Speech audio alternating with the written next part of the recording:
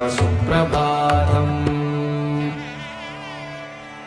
पञ्चाननाब्जपटति वासरशुद्धिमाला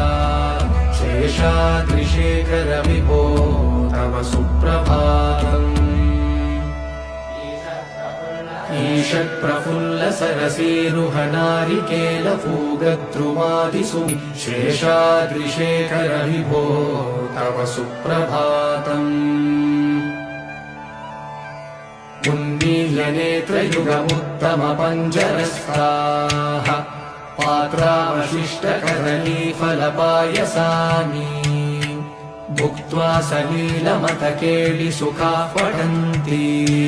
शेषाद्रिशेखर विभो तव सुप्रभातम् तन्त्री प्रकर्ष मधुरस्वनया विपञ्च गायत्यनन्तचरितं तव नारदो